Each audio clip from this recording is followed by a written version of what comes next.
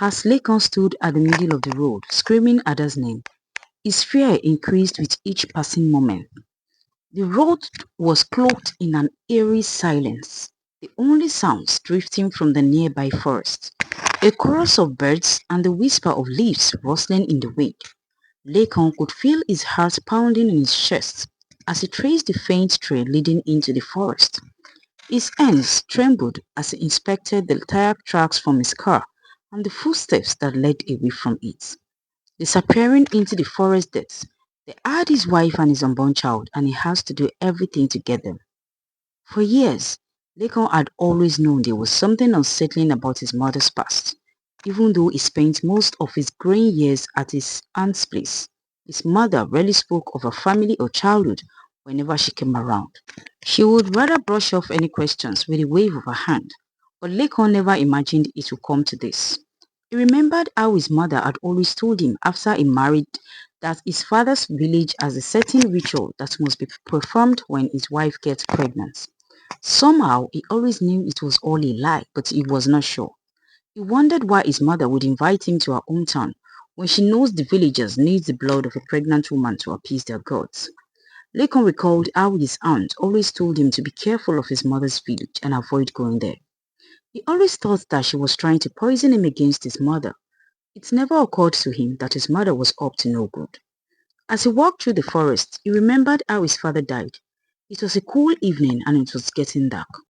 They were both returning from the farm and his father was telling him a story. His father noticed at a point that the silence on the path leading to their home was unusual and he asked Lincoln to increase his pace. They had only taken a few steps when a group of women dressed in black robes appeared before them. They took his father as he struggled and Lincoln ran off to tell his mother what had happened. He could not remember what happened afterwards, but he remembered how his father was buried the next day. Lincoln did not fully understand what was going on yet, but he knows his mother had a hand in it. As he followed the trail, the path twisted and turned, widening deeper into the forest.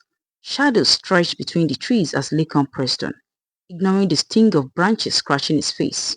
The deeper he ventured, the darker and more twisted the surroundings became.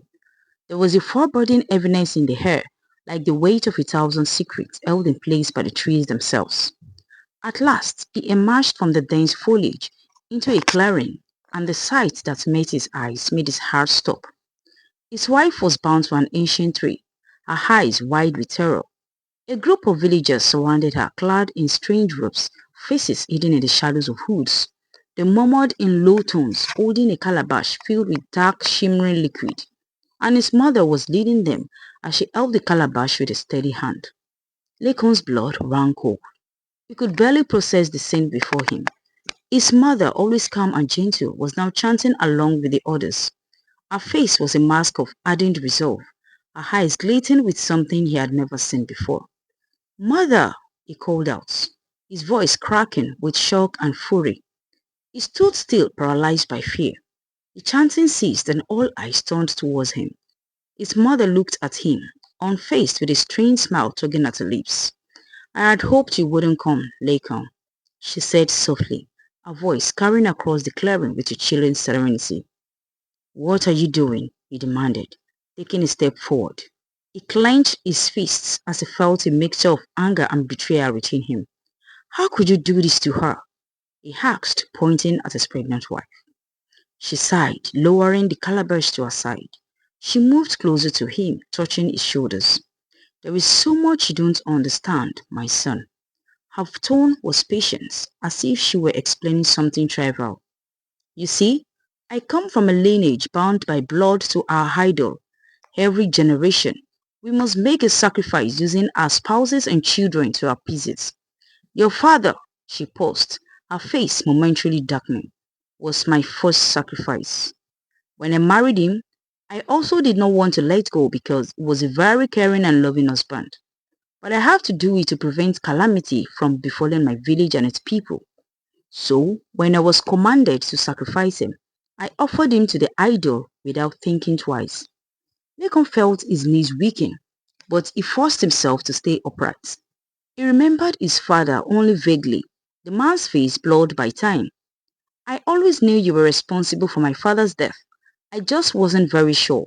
So you sacrificed him without even thinking about me? I was only a child, Lekan said amid sobs.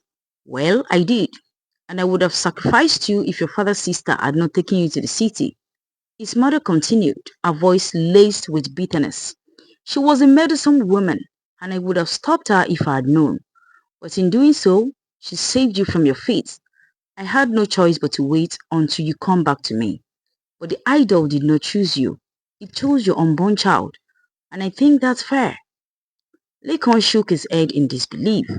When I told you I couldn't have children, that we have tried for years without success, and you insisted I should marry another woman, I thought it was because you were worried, but it was all for your own selfish reasons. You were only after another sacrifice, weren't you? Something dark flickered in his mother's eyes as she spoke. I heard you for your own good, she said coldly. 5 years, Lekan. 5 long years of waiting. And then finally, you told me she was pregnant. You had no idea how much joy that brought me. She stepped closer to him, her voice dropping to a whisper. The child will be a fine offering. Well, that is not happening. You can't have my child or my wife, and you can't have me too, Lekan said, stomping his feet. Lekan's vision blurred with fury and terror. He glanced at his wife, her face pale and streaked with tears. She was trembling, but her eyes held a fierce determination. He knew he could not let this happen. Just then, a voice echoed in his mind. It sounded so familiar. He immediately remembered the leader of the forest creatures. The voice sounded just like it. Use the pouch, it said, a whisper that resonated within him. Laken's hand drifted to the small leather pouch he tied on his waist. He kept looking at the pouch, unsure of what to do. Do it now, the voice echoed again. Laken now understood why the forest creatures gave him the gifts. He remembered the words of the forest creature as he left with his group. This is your gift. Only in your darkest hour will you know its power. Clutching the pouch, he took a deep breath and pulled it open. A figurine rested inside, carved from a silvery stone that gleamed with a strange brightness. He held up the figurine and it aired out a sudden burst of blinding pure white light. The villagers cried out as they raised their hands to shield their eyes. Laken's mother staggered backward, dropping the calabash on the ground and spilling its contents. Laken seized the opportunity to race to his wife's side. He untied her, pulling her into his arms as she gasped, relief flooding her face. But the light had faded and the villagers were beginning to recover. His mother's face twisted with rage as she lunged towards them. She screamed at the top of her voice. You cannot escape this fate, Laken. The idol will come for both of you. Yet, as she reached out, the forest began to change. The trees shifted, their branches coming together as if to protect Laken and his wife. The creatures who had saved him earlier emerged from the shadows, silent watchers with eyes that glowed like embers. They formed a barrier to protect Laken and his wife as they left the forest behind.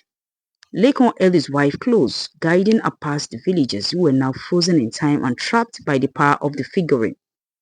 He led her down the path without looking back or worrying about his mother. They stumbled to their car, gasping for breath, and drove away from the village. The night was quiet again, and the weight of the forest lifted as they crossed the threshold. But neither of them spoke as the horror of what they had seen lingered between them like shadow. Ada was surprised as she thought her end had come when she was tied to the tree. Lekon shared his encounter with the creatures with Ada, and she told him about the old man who saved her that night. When she described him, the description perfectly matches his late father. Lekon brought out his late father's picture from his bag. He had laminated it to place inside his mother's sitting room in the village as a reminder, but Ada was shocked when she saw it. The man who saved her from the cave was her dead father-in-law. Cold shiver ran through Ada's spine as she wondered how it never occurred to her the entire time. Lekan and Ada concluded that they were saved because they weren't destined to be a sacrificial lamb to the villagers. They held each other's hands throughout the journey, and kept being thankful to their creator.